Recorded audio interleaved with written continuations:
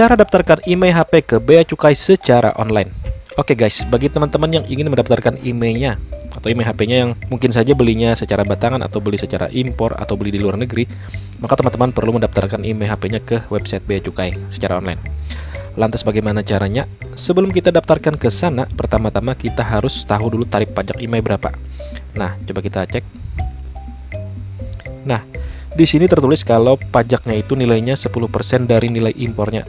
Kalau punya NPWP, kalau tidak punya NPWP maka kena 20% dari nilai impor. Jadi kalau misal harga HP-nya adalah 3 juta, maka kalau punya NPWP itu pajaknya Rp300.000. Kalau tidak punya NPWP jadi Rp600.000. Dan itu harus disetorkan ke Bea Cukai.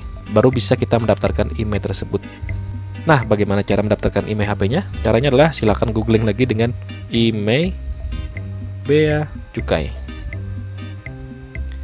Nah, di paling atas ini ada tulisannya Email Registration Official Website Direktorat Jenderal Bea dan Cukai. Langsung saja diklik dan pastikan ini alamatnya adalah beacukai.go.id.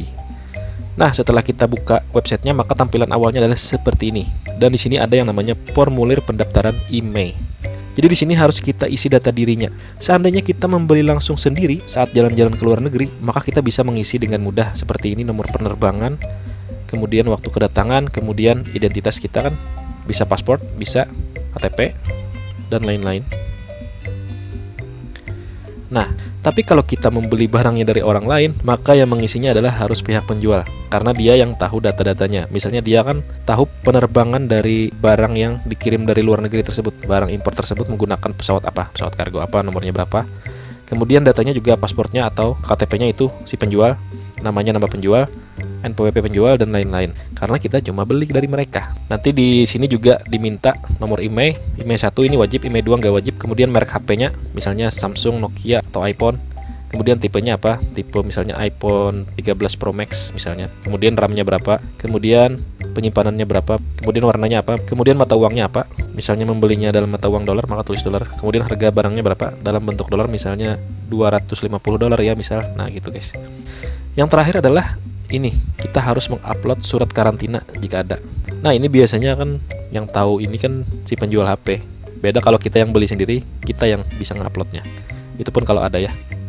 Nah, jika sudah diisi semuanya, kemudian tuliskan kode captcha-nya, kemudian dikirim. Nanti kita akan diberi petunjuk langkah-langkah selanjutnya seperti cara membayar pajaknya, kemudian mungkin saja ada caranya membayar secara transfer mungkin, atau mungkin diarahkan ke kantor Bea Cukai terdekat di kota kita, dan lain sebagainya. Intinya kita mendaftarkannya harus lewat sini. Dan kalau kita beli HP-nya dengan orang lain, maka kita harus minta bantuan mereka untuk memberikan data-data tersebut. Nah, tapi kebanyakannya kalau kita beli HP batangan dan HP-HP yang istilahnya impor tanpa melalui Bea Cukai, biasanya itu susah sekali didaftarkan. Dan nantinya kalau kena razia email, maka tidak bisa lagi menggunakan internet di HP-nya, tidak bisa lagi SMS-an, tidak bisa lagi teleponan. Jadi hanya bisa pakai jaringan WiFi. Nah, oke guys. Jadi sekian dulu tutorial cara daftarkan email HP ke website Bea Cukai secara online. Semoga bisa memberikan pencerahan. Jangan lupa di like, di share, dan di subscribe channel ini. Dan sampai jumpa di video-video selanjutnya. Terima kasih sudah menonton video ini. Jangan lupa di like, di share, dan di subscribe channel Onlinepediatv, biar kamu gak ketinggalan video-video terbaru dari kita.